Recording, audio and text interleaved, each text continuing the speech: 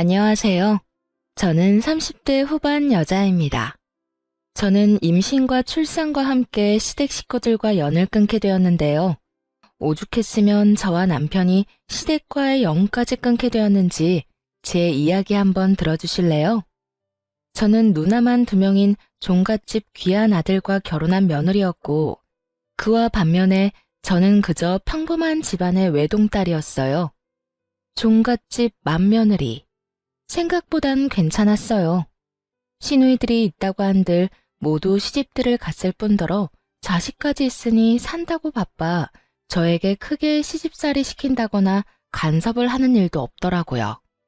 시모 역시 별다르게 저에게 트집을 잡는다거나 하는 일이 없어 많은 사람의 우려와는 다르게 평탄한 결혼 생활을 하고 있었어요.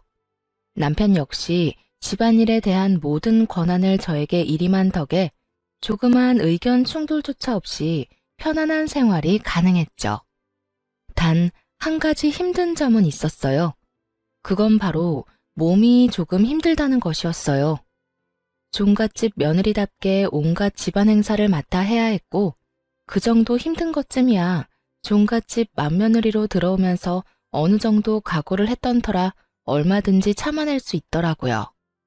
무엇보다 마음이 편하니 별것 아닌 것처럼 느껴지기도 했고요. 그래서였을까요? 저는 생각보다 빨리 임신하게 되었고, 저의 임신 소식에 평소 무뚝뚝하기 그지없던 시부에게까지 전화가 왔더라고요. 아가, 소식 들었다. 임신이라고? 네, 아버님. 병원 다녀왔는데 5주 됐다네요. 그래. 잘했다, 잘했어. 고맙다, 정말. 네가 복덩이구나. 아니에요. 운이 좋았죠. 그래, 항상 몸 조심해야 하는 거 알지? 언제 어디서든 조심 또 조심하거라. 다시 한번 고맙다, 고마워. 손이 귀한 집인 덕에 시부만 아니라 모든 식구가 다 제 일인 듯 과하게 기뻐해 주었고, 뱃속 아기의 성별이 남자라는 사실을 알렸을 땐 그야말로 동네 잔치라도 열 기세로 기뻐하시더군요. 하지만 그런 기쁨도 잠시, 뱃속에 귀한 아들을 품고 있다는 이유로 과한 걱정과 우려가 쏟아지기 시작했어요. 뱃속의 아기 중요한 거 저도 압니다. 하지만 그 걱정도 적당한 선이 있는 건데, 시모를 비롯한 시누이들은 그 선을 점점 넘기 시작했고, 좋은 마음에서 시작했던 조언은 어느새 간섭이 되어가고 있었어요. 어느 정도였냐면 시누이들은 하루씩 번갈아 가면서 연락이 와 저의 일거수일투족을 감시라도 하듯 캐묻기 시작하더니 어느 날은 먹는 걸로도 간섭하기 시작하더군요. 올케, 몸은 좀 괜찮아? 입덧은 해? 아니요, 다행히 입덧은 안 할 것 같아요. 먹는 것도 잘 먹고 아직까진 자는 것도 잘 자고 있어요. 그래? 그러면 다행이다. 어제는 병원 다녀왔다고 했고, 오늘은 어디 나가? 아, 요즘 뭐 특별히 먹고 싶은 거 없어? 내가 택배로 보내줄게. 아, 오늘은 집에서 좀 쉬려고요. 요즘은 빵, 떡볶이, 국수, 이런 게 자꾸 먹고 싶은 거 있죠? 응? 그런 거 말고 몸에 좀 좋은 거 먹지. 이상하게 밀가루 들어간 게 자꾸 당기네요. 혹시나 병원에 물어보니까 스트레스 받지 말고 먹고 싶은 거 먹으라고 해서 조금씩 조절해 가면서 먹고 있어요. 아유, 그래도 안 돼. 밀가루 몸에 좋지도 않은데. 그러지 말고 내가 찾아보니까 임산부 식단도 있더라. 그거 보내줄 테니까 그렇게 챙겨 먹어. 전화 끊고 바로 보내줄게. 아, 네? 네, 알겠어요. 이쯤 되니 그냥 설득을 포기하게 되더라고요. 병원에서도 된다고 하는데도 시누이 본인은 절대로 안 된다고 하는데 제가 뭐라고 할 수가 있겠어요?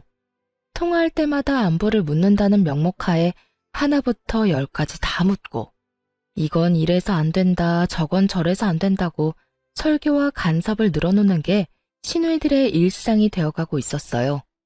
전 그런 시누이들의 행동이 기가 막히고 코가 막혔지만 뱃속에 애도 있는데 화를 내서 뭐하나 싶어서 그냥 대답만 하고 넘겨버리는 생활이 반복되고 있었죠. 그러던 어느 날 남편과 저녁을 먹고 있는데 한동안 잠잠했던 시모에게서도 전화가 오더라고요.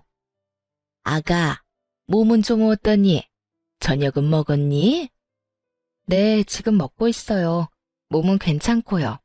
식사는 하셨어요? 그럼 우리는 일찍 먹었지. 그나저나 너 예정일이 언제였지? 혹시나 해서 묻는 건데 당연히 자연분만 할 거지? 이건 또 무슨 말인가 싶더군요.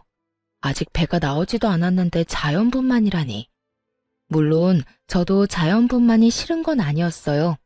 하지만 아직 초기인데 지금부터 자연분만 타령이 시작되면 출산할 때까지 이 타령을 들어야 한다는 상황 자체가 싫더군요.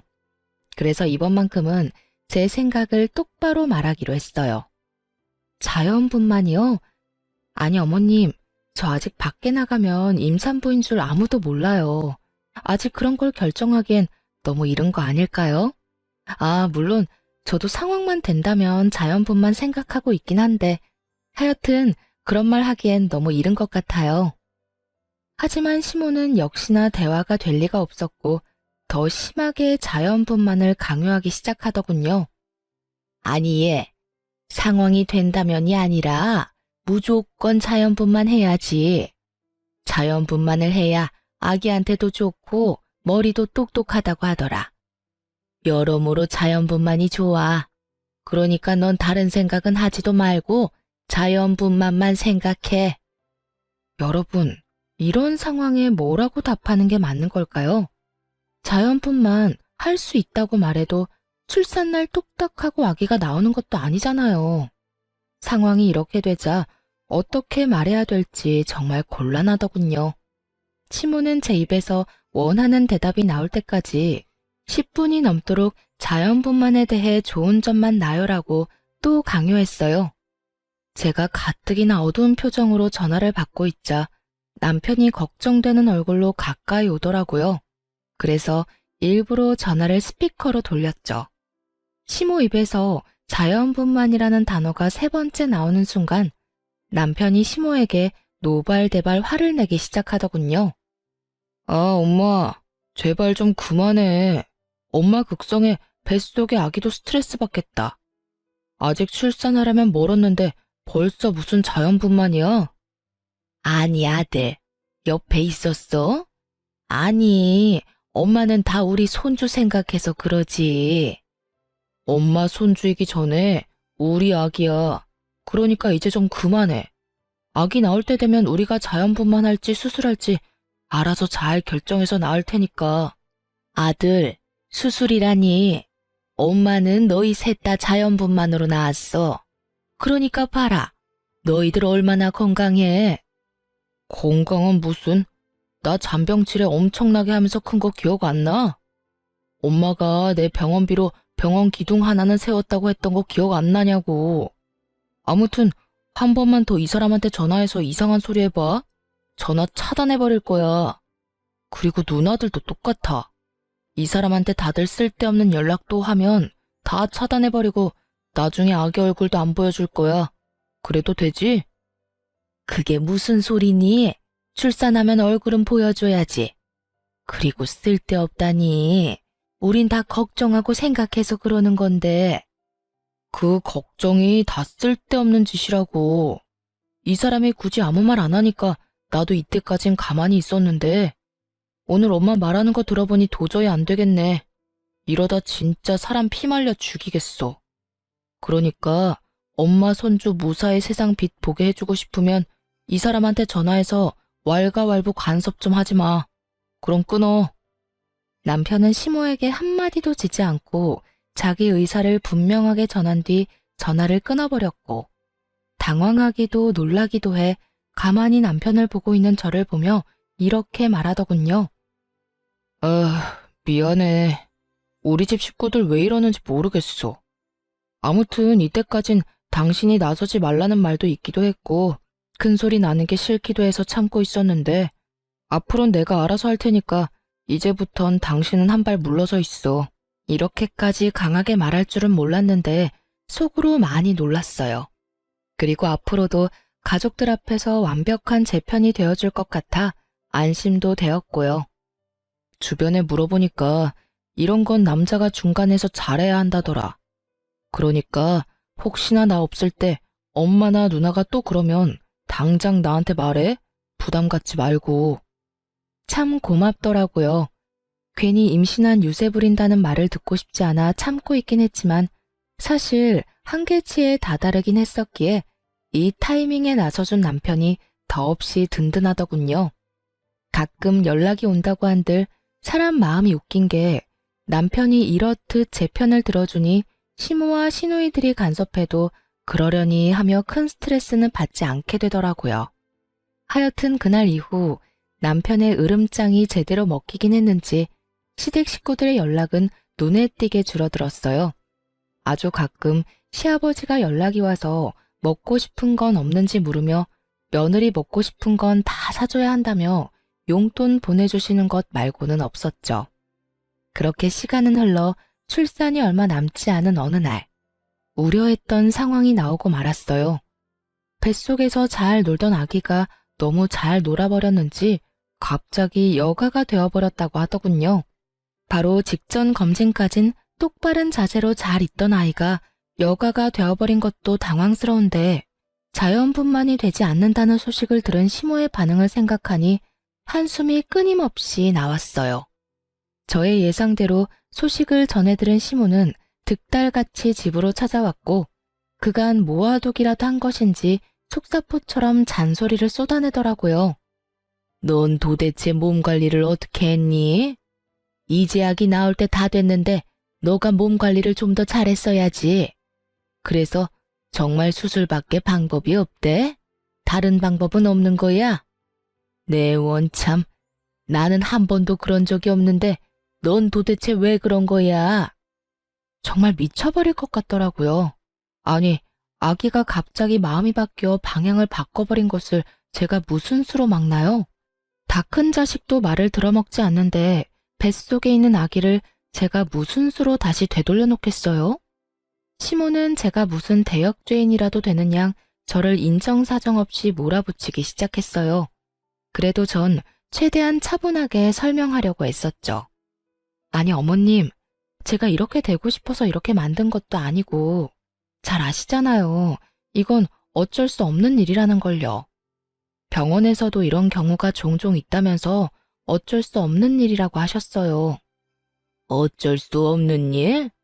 네 뱃속에서 일어나는 일인데 뭐가 어쩔 수가 없어? 다 네가 우리 말 안 듣고 네 멋대로 굴어서 이런 거 아니야. 하여튼 이래서 내가 너한테 그렇게 연락을 했던 건데 이제 어쩔 거야? 너 때문에 우리 귀한 손주 몸도 약하고 머리도 나쁘게 태어나면 어떡할 거냐고. 아무리 좋게 설명을 해보아도 시모는 애초에 제 말을 귀담아 들을 생각이 없어 보였죠. 그쯤 되니 억울함을 넘어 짜증이 나더군요. 결국 화가 폭발해버린 저는 더는 시모와 입씨름을 하지 않고 그 자리에서 바로 병원으로 전화를 걸어 담당 선생님과 시모를 통화시켜버렸어요. 처음부터 시모는 우리 며느리 때문에 아기가 갑자기 여가가 되었다며 어떻게든 제 탓으로 돌려보려고 애썼지만 의사 선생님이 이건 아니다 싶었는지 좀 강하게 나무라기 시작하더군요. 전문의의 사실을 바탕으로 한 꾸중과 호통에 시모는 연신 헛기침을 하며 얼굴이 붉어졌죠. 원하는 말을 듣지 못하니 선생님이 뭐라고 하시든 전화를 무턱대고 끊어버리더군요. 전화를 끊은 시모의 표정은 분노로 가득했고 전 그런 시모를 보며 이렇게 말했습니다. 충분히 들으셨죠? 어머님, 제발 다른 데서 카더라식 거짓 정보만 듣고 저한테 나무라지 말아주세요. 선생님 말씀대로 이건 제 잘못도 아기 잘못도 아니고 어쩌다 일어날 수 있는 일이라고요. 그러니 이제 그만하고 돌아가 주세요. 저도 피곤해요. 제 말에 시모는 아무 말도 하지 못하고 한참을 저를 노려보더니 끝까지 입 한 번 떼지 않고 돌아가더군요. 상황이 이렇게 되니 전 아기를 출산하고 난 뒤가 더 걱정됐어요. 뱃속에 있을 때도 이 난리인데 그 귀한 아들이 세상의 빛을 보게 되면 얼마나 난리들을 피워댈지 불보듯 너무 뻔했으니까요.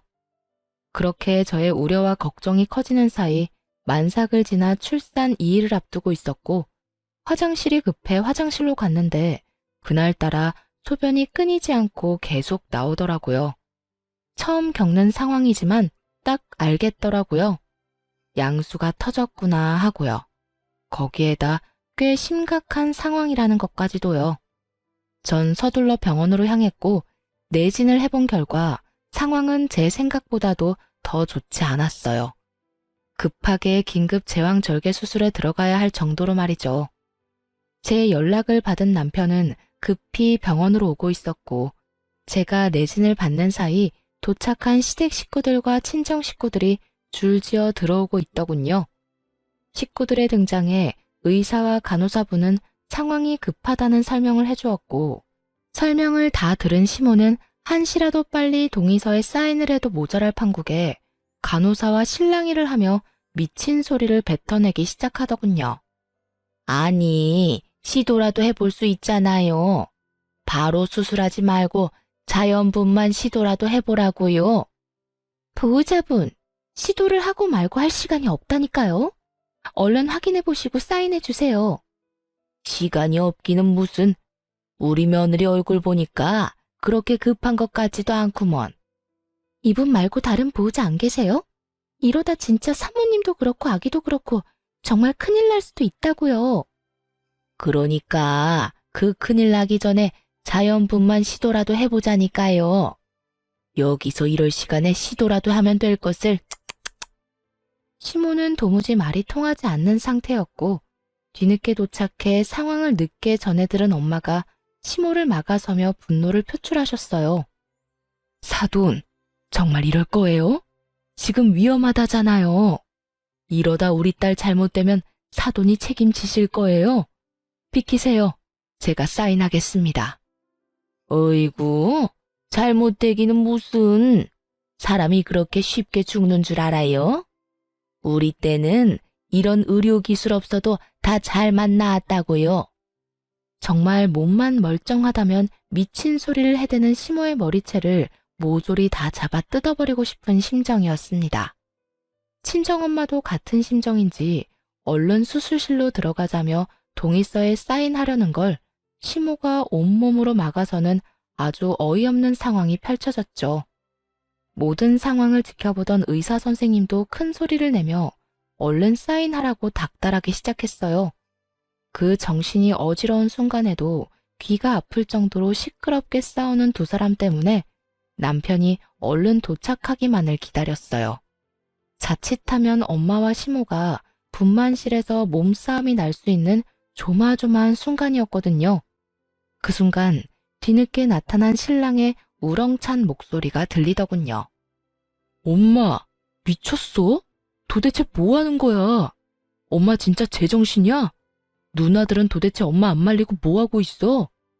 정말 살았다 싶더라고요. 남편은 노발대발 화를 내면서도 빠르게 수술 동의를 해주었고 전 그렇게 수술에 들어갈 수 있었습니다. 수술에 들어가는 동안에도 수술을 받는 동안에도 이게 무슨 일인가 싶더군요. 수술실의 차가운 기운에 몸이 떨리는 건지 시모와 시누이들의 행동에 몸이 떨리는 건지 알지 못할 떨림을 느끼며 저는 다짐했어요. 불효자 소리를 듣더라도 시모와 시누이들은 더는 제 가족에 그리고 저에게 간섭하지 못하게끔 독하게 변하겠다고요. 그렇게 저의 다짐과 함께 소중한 아들이 세상에 나오고 푸처치를 하고 병실로 가니 남편이 두 손을 꼭 모으고 저를 기다리고 있더군요. 얼마나 울었는지 눈이 퉁퉁 불어서 말이죠. 여보, 나 진짜 당신 잘못될까봐 너무 무서웠어. 당신도 많이 무서웠지. 내가 늦어서 너무 미안해. 내가 진짜 입이 10개라도 할 말이 없다. 울긴 왜 울어. 누가 보면 당신이 출산한 줄 알겠다. 아, 정말 내가 대신 낳아주고 싶은 심정이더라니까. 하여튼 앞으로 나만 믿어. 내가 더 큰 방패막이 되어줄게. 다신 이런 상황에 혼자 두지 않도록 노력할게. 무사히 돌아와줘서 고마워, 여보. 남편은 독하게 마음을 먹었는지 시모와 시누이들은 병실에는 오지도 못하게 막아버렸고 그렇게 퇴원날이 다가왔어요. 저는 퇴원을 위해 짐을 싸고 있었고 남편은 병원비를 정산하기 위해 잠시 자리를 비운 사이 어떻게 알았는지 시모가 병실로 들어서더군요. 몸은 좀 어떠니? 아직 아프긴 한데 그래도 어제보단 덜 아파요. 그러게 자연분만 했으면 이렇게 아플 일도 없었을 텐데. 어머님, 이제 그만 좀 하세요. 이미 수술은 했고 아기도 건강하게 잘 나왔는데 왜 계속 자연분만 이야기를 하세요? 그래, 그건 그렇고 조리원으로 간다고? 네, 예약해둔 조리원에서 2주 쉬고 나와요. 제 말을 듣던 시모는 제 눈치를 살피더니 헛웃음이 터져나오는 말을 하기 시작하더군요. 그게 내가 많이 생각해 봤는데 아무래도 우리 귀한 장손을 남의 손에 맡긴다는 게 영 불안해서 말이야. 그래서 하는 말인데 너 산후조리를 우리 집으로 가서 하는 게 어떻겠니? 그게 불편하면 내가 너희 집으로 가도 되고 말이야. 어머님, 아무리 그래도 제가 어떻게 어머님한테 제 몸조리를 맡길 수 있겠어요. 아기도 그렇고 힘드실 거예요. 그리고 어떤 걱정하시는지 잘 알고 있는데 그런 일이 일어나는 건 아주 극소수이고요. 제가 예약한 조리원 유명하기도 하고 평도 꽤 좋은 곳이라서 그런 걱정은 안 하셔도 돼요. 아무래도 전문가한테 맡기는 게 저도 편하기도 해서 그냥 조리원으로 갈게요. 어머 얘, 그런 걸로 치면 나도 전문가야. 내가 네 남편을 비롯해 애 셋을 키웠어. 그러니까 그냥 우리 집으로 가자. 내가 정말 불안해서 그래. 시모의 아집은 제 상상보다 더 대단하더군요. 조리원에서 일어난 말도 안 되는 사건 사고를 누구한테 들었는지 도저히 불안해서 못 맡기겠다며 혹시라도 모를 사고가 일어나기 전에 미연에 방지하는 게 훨씬 낫다는 말까지 하더군요. 제가 아무리 좋은 말로 설득도 해보고 때론 싫은 티를 내며 거부도 해봤지만 시모는 의지를 굳힐 생각이 전혀 없어 보였고요. 사실 조리원 예약금을 시부가 내주신 거라 다른 여러 사연들처럼 조리원 비용이 아까워 안 보내려는 상황도 아니고 정말 장손이 다칠까봐 걱정되는 마음이 느껴져서 그렇게 기분이 나쁘지만은 않더라고요. 그렇게 저와 실랑이를 벌이는 사이 남편과 아빠가 병실로 들어왔고 남편이 시모의 앞을 막아서려는 찰나 전 그런 남편을 제지했어요. 이번에도 남편을 등에 업고 이 상황을 모면하면 당장은 편하겠지만 계속해서 그렇게 피해봤자 소용없다는 생각이 들었어요. 그래서 전 좀 더 독하게 나가기로 했죠. 이제 저도 지켜야 할 자식이 있는 엄마였으니까요. 그래요, 어머님. 제가 갈게요. 그 대신 저 정말 아무것도 안 하고 오로지 몸조리에만 신경 쓸 거예요. 삼시세끼 다 챙겨주시고요. 당연히 뒷정리는 물론이고 하루에 한 번씩 제가 있는 방 청소도 해주세요. 그리고 저는 수유하는 시간 말고는 아기 돌보지 않을 거예요. 밤에도 물론 수유할 때만 아기 돌볼 거고요. 그러니까 나머지 시간엔 어머님이 아기 다 돌봐주셔야 해요. 그리고 만약 지내는 동안 조금이라도 제가 불편하다거나 저한테 조금의 일이라도 시키시면 당장 짐 싸서 조리원으로 들어갈 거예요. 그래도 제가 어머님 댁에 가서 조리하길 바라세요? 이거 다 해주실 수 있어요? 시모는 잠시 멈칫하는 듯 했지만 이내에 다 할 수 있다며 호언장담을 하는데 결국 시모의 뜻대로 시댁에서 몸조리를 시작하고 말았어요. 시댁에 도착해 제가 머물 방에 가보니 참 뭘 믿고 집에서 산후조리를 해준다고 했는지 알 수가 없더군요. 여기저기 굴러다니는 머리카락에 먼지, 굳이 코를 대지 않아도 묵은 냄새가 강하게 나는 꼬질꼬질한 이불. 딱 보아도 신생아와 산모를 맞이할 수 없는 방에 아기와 들어가 있으라고 하는데 참 기가 막혔어요. 그래서 전 주저하지 않고 시모에게 직접 청소해달라고 했죠. 어머님, 방 청소 좀 해주세요. 먼지도 너무 많고 머리카락도 굴러다니고. 이불은 새로 세탁하신 건 맞죠? 냄새가 나는데. 그러지 말고 이불도 새로 빨아주세요.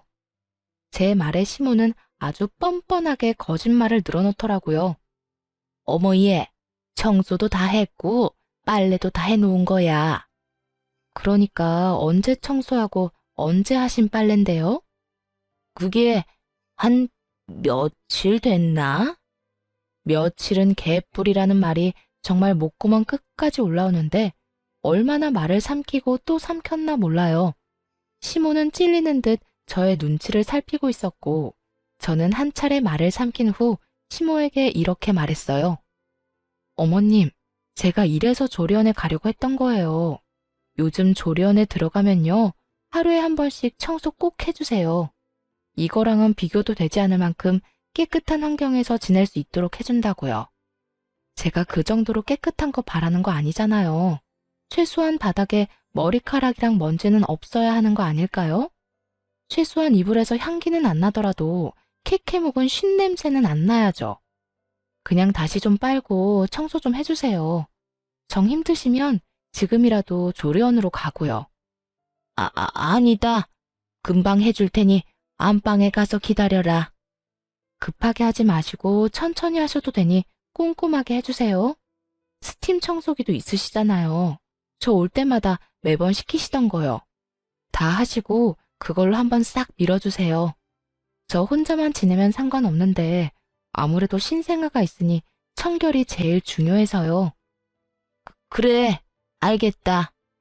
전 최대한 뻔뻔하고 담담하게 요구하려고 했었고 시모는 표정이 좋지 않긴 했지만 철석같이 약속한 것이 있어서 그런지 저의 요구대로 다 들어주더군요. 시모가 좋든 싫든 어른에게 이것저것 요구해야만 하는 상황이 마음이 편하지 않았더군요. 때로는 내가 너무 심한가 하는 생각이 들기도 했고 그때마다 고개를 세차게 흔들며 마음을 다잡곤 했어요. 여기서 제가 물러서게 된다면 아마 모르긴 몰라도 육아를 하며 또 휘둘리게 될 것이고 전 죽었으면 죽었지 그따위 말도 안 되는 간섭을 육아하면서 받을 생각은 전혀 없었으니까요. 그렇게 시모는 점점 힘든 티를 내기 시작했지만 어떻게 하겠어요? 다 시모 본인이 자초한 일이었고 전 다른 건 몰라도 저 역시 몸조리만큼은 중요했으니까요. 시댁에 들어간 이후 시모는 전적으로 저의 뒷바라지를 시작했고 정말로 저에게 밥상까지 차려다 바치게 될 거라 생각하지 못했었는지 하루하루 지날 때마다 쑤신다는 곳이 늘어가더군요. 그러나 말거나 전 수유지옥과 트림지옥에 정신을 차릴 새가 없었어요. 새벽에 잠도 못 자고 아이를 돌보다 보니 아기가 잘 때는 저도 같이 지쳐 쓰러져 자고 있을 때가 많았어요. 그래서 시모가 모든 집안일을 혼자서 할 수밖에 없었죠. 그걸 보던 시부는 말년에 고생한다며 그러게 예정대로 조리원 가면 되는데 몇 편내가 이상한 고집을 피운다며 저 대신 혀를 끌끌 차셨죠.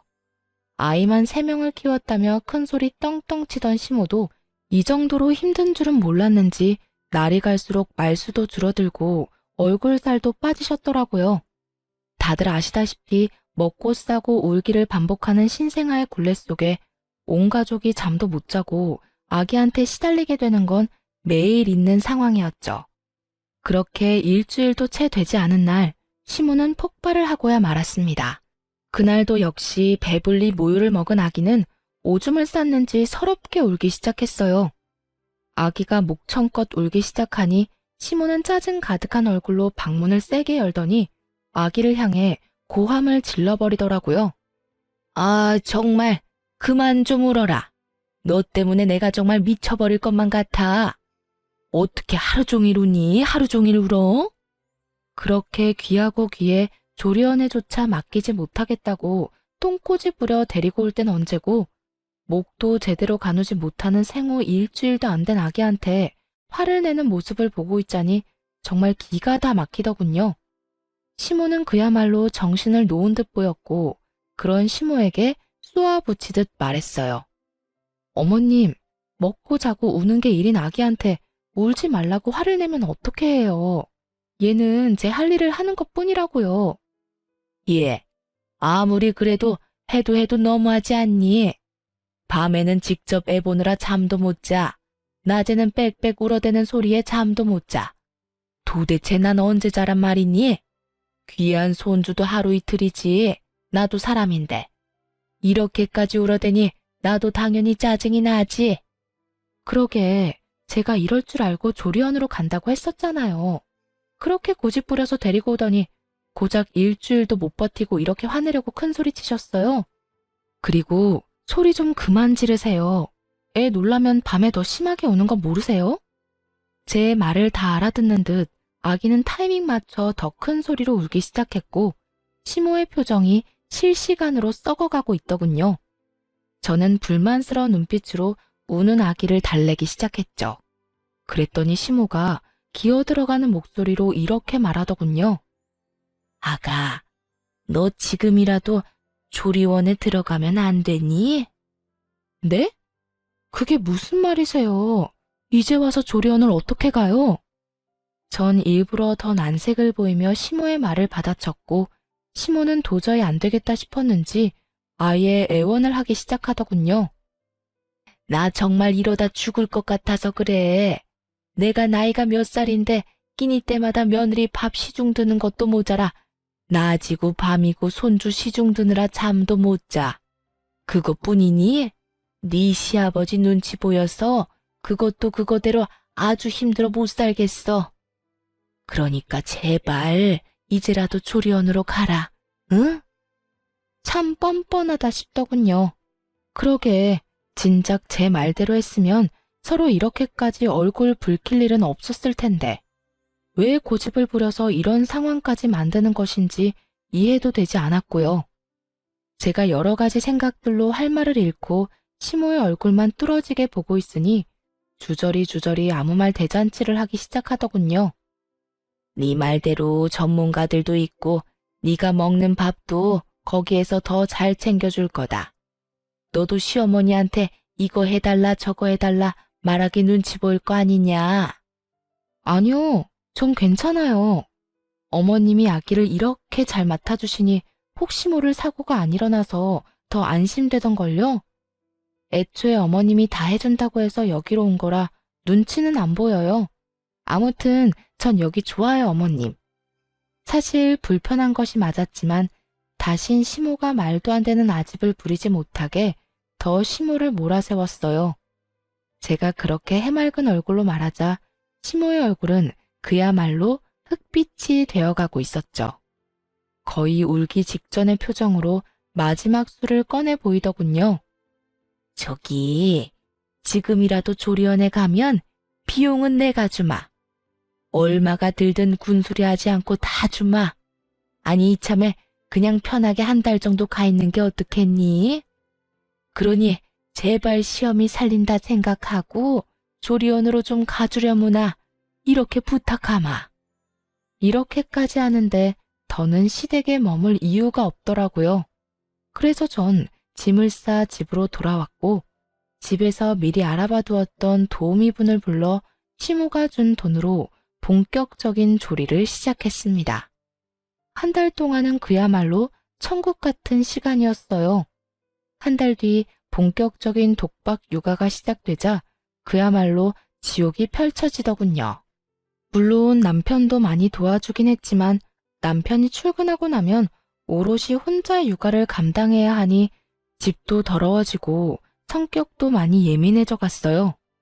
친정 부모님은 몸이 좋지 않으셨고 시댁에선 이젠 아기는 사진으로만 보는 것이 행복하다고 할 만큼 질려버린 상황이니 도움을 줄 사람이 없는 그런 상황이었죠.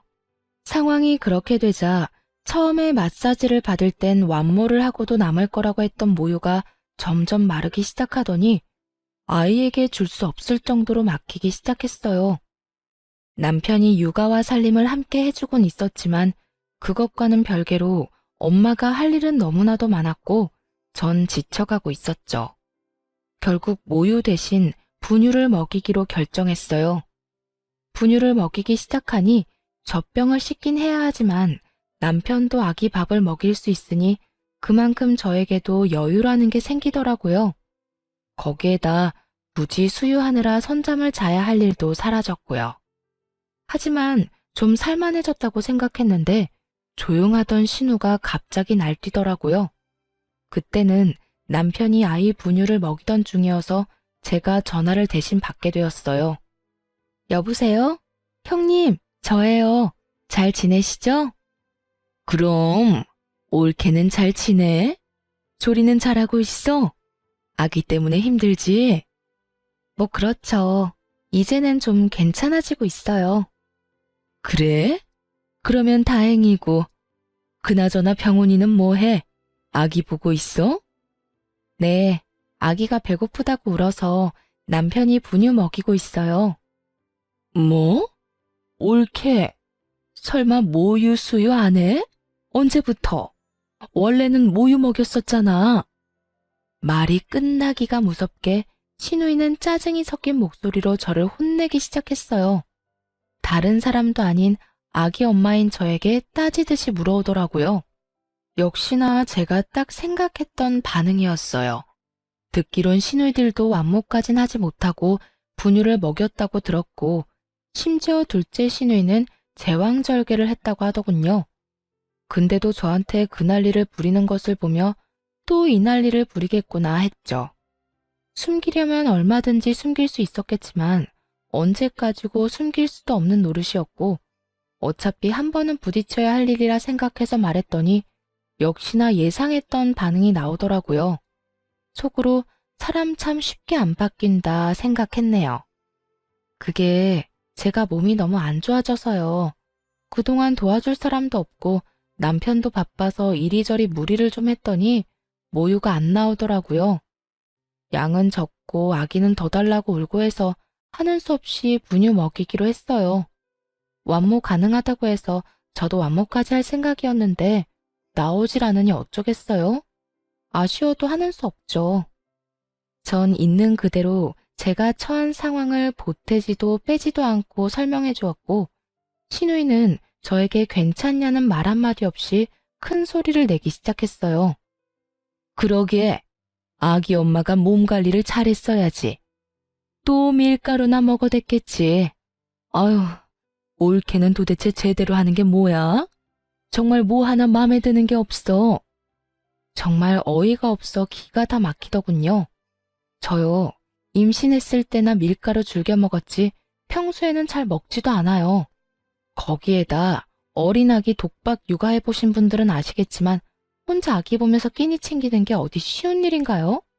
대충 퍼먹고 쪽잠이라도 자면 다행 아닌가요?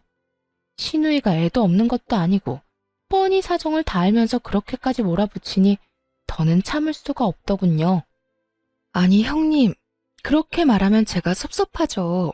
같은 여자로서, 아니, 같은 사람으로서 몸이 안 좋아서 모유까지 안 나온다고 하면 예의상 몸은 괜찮냐고 한마디쯤은 물어봐야 하는 거 아닌가요? 아니, 난 그게 순간적으로 흥분해서. 그래서 몸은 괜찮아? 아니요, 안 괜찮아요. 끼니도 제대로 못 먹고 잠도 제대로 못 자고 그렇다고 해서 누가 도와주는 사람 한 명 없고, 그래서 모유가 안 나와서 저도 참 안타깝게 생각하고 있으니 형님은 더는 나무라지 말아주세요. 뭐라고? 옳게. 무슨 말을 그렇게 섭섭하게 해? 나는 다 먼저 육아해본 육아 선배로서 조언해주는 거야. 옳게도 할 거 아니야. 모유가 좋지 분유가 좋아?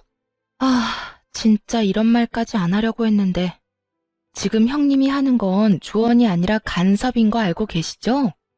그리고 몸에 좋다는 초유는 차고 넘치게 먹였고 요즘 분유도 좋게 잘 나와서 성장하는데 아무 문제 없는 거 누구보다 잘 아시잖아요.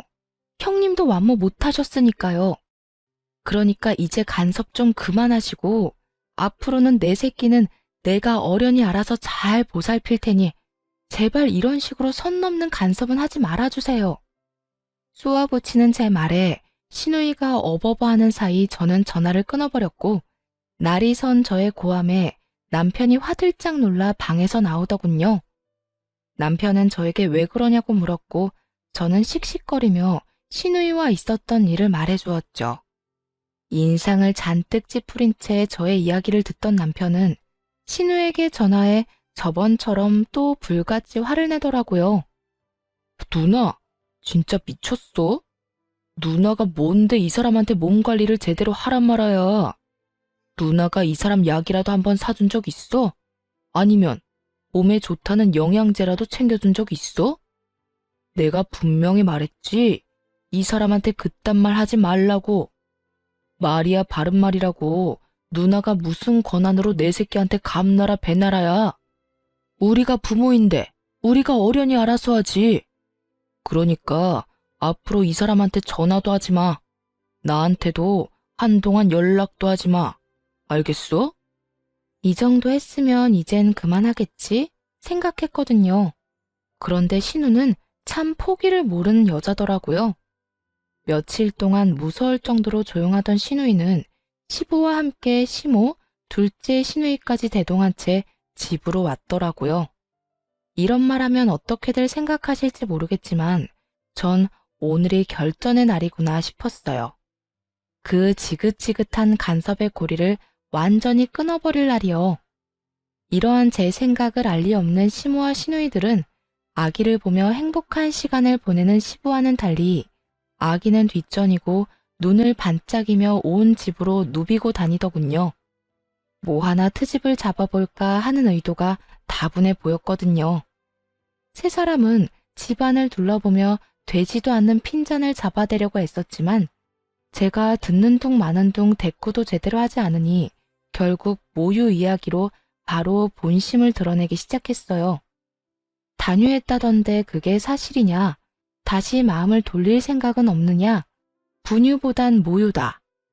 여러 가지 말로 저를 설득하던 시모는 제가 마음을 돌려먹을 생각이 보이지 않자 남편을 몰아세우기 시작하더군요. 넌 이런 중요한 이야기를 왜 이 엄마한테 말도 안 한 거야? 하긴 제가 마음대로 다 휘두르는 대로 넌 입도 못 대고 있었겠지. 넌 지금부터 그렇게 네 마누라 치맛자락에 휘둘려서 나중에 우리 손주한테 정말 큰일이 생겼을 때 네 의견이라도 낼 수 있겠니? 이 엄만 참 걱정이 많다. 시모는 졸지에 남편을 마누라 치맛자락에 빠져 허우적거리는 남자로 만들어버리더니 저에 대한 적대감을 숨김없이 드러내더군요. 한참을 저에 대한 불만을 쏟아내던 시모의 입에선 결국 아직 한참이나 남은 제 아들의 교육에 대해서도 간섭하기 시작했어요. 정말 내가 이럴 줄 알았다. 자연분만도 못하더니 완모도 못한다는 게 말이나 돼? 우리 귀한 장손한테 도대체 네가 무슨 짓을 하는 줄이나 알아? 에휴, 이미 단유했다니까 그건 접어두고 앞으로가 중요한 거 알지? 네? 앞으로라뇨? 뭐가 또 남았나요? 교육. 교육이 남아있지 않니? 넌 정말 엄마라는 애가 이렇게 생각이 짧니? 내가 이래서 마음을 놓을 수가 없다니까. 그래서 하는 말인데 앞으로 우리 장손이 뭘 배우고 어떻게 키워야 할지 나하고 네 시누이들이 도울 테니 부담스럽게 생각하지 말고 도움 받으려무나. 시모의 헛소리에 시누이들은 너나 할 것 없이 맞장구를 치며 그 말도 안 되는 말을 찬양에 가까운 동의를 하고 있었고 전 그런 세 사람을 번갈아 보며 따져 물었어요. 도움이요? 말이 좋아서 도움이지 아예 어머님 뜻대로 제 아들을 키우겠단 말이잖아요. 전 절대로 그렇게 할 생각 없으니까 그런 생각은 하지도 마세요. 네 생각이 왜 필요하니? 내가 그렇게 하겠다는데. 그러게 진작 네가 내 아들을 쥐락펴락만 하지 않았으면 이런 일도 없지 않니? 착하고 순한 내 아들이 네 치맛자락에 빠져 헤어나오질 못하니 내가 이렇게라도 해야 내 귀한 손주가 잘 크지 않겠어? 하여튼 내 뜻은 굳혔으니 잔말 말고 내 뜻에 따르렴. 정말 해도 해도 너무하더라고요. 엄마인 저를 인정해주지도 않고 말끝마다 귀한 손주, 귀한 손주. 속에서 분노가 쌓이고 있었죠. 시모고 나발이고 입에서 온갖 말들이 나오려고 하더군요. 시부가 옆에 있었지만 참지 못하고 한마디 하려던 순간이었어요. 시종일관 말 한마디 하지 않고 굳은 표정으로 바라보던 남편이 아기를 확 안으며 말했어요. 엄마, 누나, 이제 우리 영 끊고 살자. 더는 안 되겠어. 이대로 지내다간 나 아무래도 이혼당할 게 뻔하고 난 내 가정은 지켜야 하니까 우리 인연 끊어. 너, 그게 도대체 무슨 말이야? 연을 끊자니. 그게 이 엄마한테 할 말이야? 엄마 말대로 이때껏 내가 너무 착하고 순했던 것 같아. 진작 이 인연을 끊었어야 했는데. 그래도 가족이라고 참고 또 참았는데 이젠 안 될 것 같아. 남편의 단호한 태도에 시모는 개거품을 물며 거의 넘어가기 직전이었고 두 시누이가 남편에게 후레자식이라는 말과 함께 온갖 욕을 쏟아내기 시작했어요. 이 나쁜 놈아, 네가 그러고도 인간이야? 어떻게 엄마한테 그런 말을 할 수가 있어? 그러게. 엄마가 널 어떻게 키웠는데? 언니랑 나는 몰라도 엄마가 너한테 어떻게 했는데? 마누라 때문에 뭐? 연을 끊어? 네가 제정신이야? 누나들이 입장 바꿔서 생각해봐. 만약 누나들이 이런 상황인데 내 형들이 누나 편 안 들어주고 시댁 말이 다 맞다. 너는 고개 숙이고 시댁 말에 다 따르라고 하면 누나들은 그런 남편이랑 계속 같이 살 수 있을 것 같아? 난 후레자식이 되는 한이 있어도 내 가정은 지킬 거니까 인연 끊어. 아버지, 죄송합니다. 남편의 말에 그나마 양심은 있는 것인지 시누이들은 동시에 입을 닫았고 시부는 아무런 말도 하지 않고 남편을 한참 바라보다 시모에게 묻더군요. 당신은 선호가 한 말 어떻게 생각해? 인연을 끊자는데? 어떻게 생각하냐니요? 당연히 말도 안 되는 소리죠. 이게 다 전연 때문이라고요. 장손 낳아줬다고 오냐오냐 했더니 아들 하나 낳은 것 말고는 맘에 드는 게 하나도 없다고요. 이래서 집안에 여자가 잘 들어와야 한다고 하는 거라고요. 이거 보세요.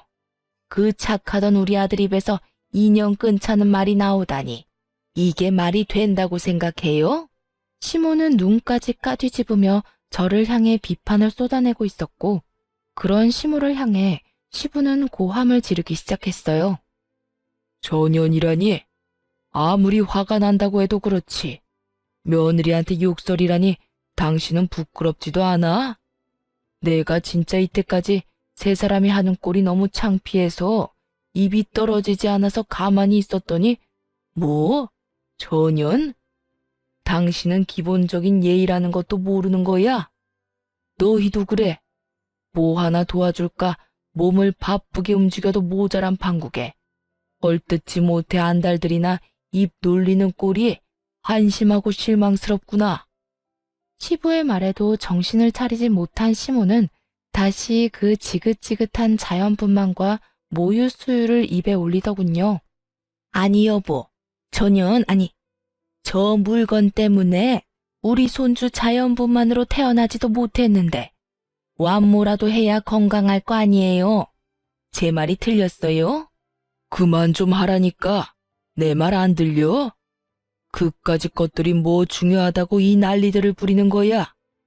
내가 이렇게까지 했는데도 못 알아듣는 것 같으니 앞으로 선호 뜻대로 이 집엔 발걸음도 하지 말고 연락도 하지 마라.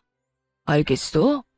시부는 결국 남편의 뜻에 힘을 실어주었고 시누이들 역시 저희 집 출입 금지령과 함께 시댁 금지령까지 내려지게 되었죠. 시부의 그런 말까지 했는데도 불구하고 정신을 여전히 차리지 못한 시모는 모든 것이 다 제 탓이라며 제 머리채를 잡을 요량으로 저에게 달려들었지만 재빠르게 남편 뒤로 숨는 바람에 시모는 그대로 바닥에 고꾸라지게 되었어요. 그런 시모의 모습에 시누이들은 시모를 부축하기 바빴고 시모는 그런 시누이들의 부축을 받으며 며느리가 시어미를 밀어 넘어뜨렸다며 자신을 죽이려고 작정했다는 아주 말도 안 되는 곡소리를 내기 시작하더군요. 그 말도 안 되는 거짓말을 시부는 믿을 리 없었고 한심하다는 눈빛과 함께 이렇게 말하곤 집을 나가버렸어요. 네 엄마 다쳤다고 하니 너희가 병원 데려다 주고 치료 다 끝나거든 내 집으로 보낼 생각 말고 첫째 집으로 데리고 가든 둘째 집으로 데리고 가든 알아서 해.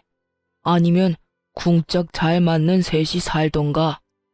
결국 끝까지 정신 못 차리고 날뛰던 시모는 말년에 시부한테 쫓겨나게 생겼고 두 시누이는 시모가 짐같이 여겨졌는지 서로 미루려고 눈치만 살피더군요.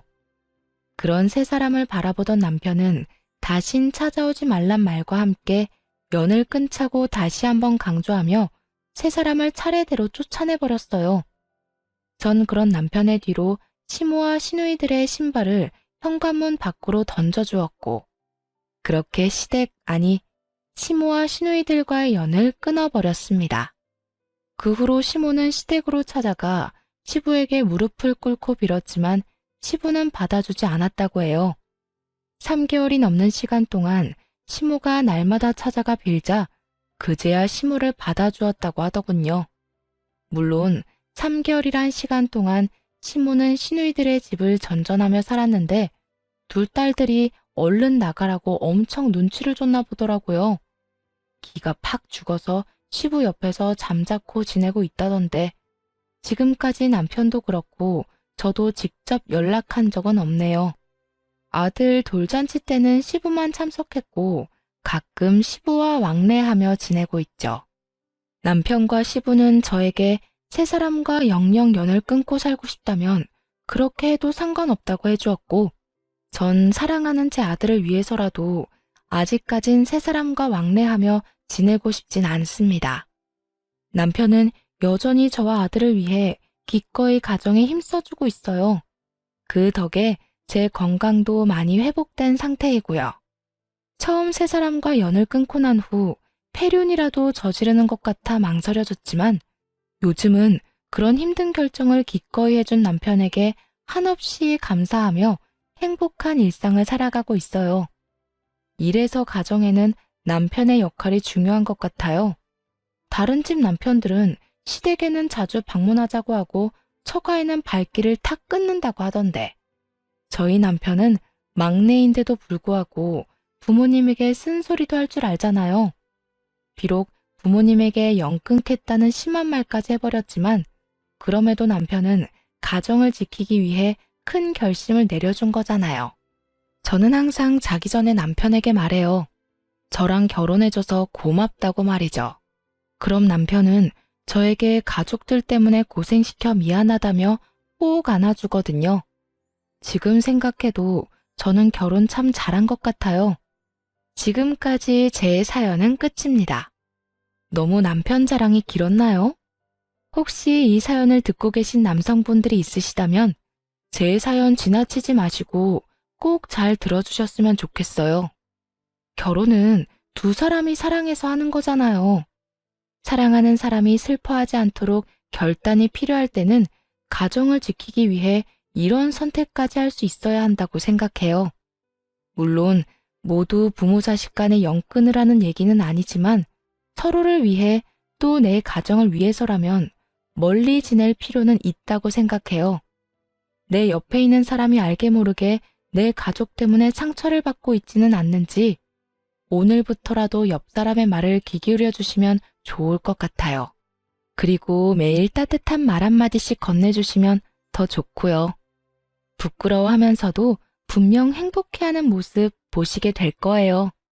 그런 말 한마디가 결혼 생활을 유지하는 큰 힘이 될 테니까요. 말이 너무 길었네요. 이만 마치겠습니다. 지금까지 들어주셔서 감사해요.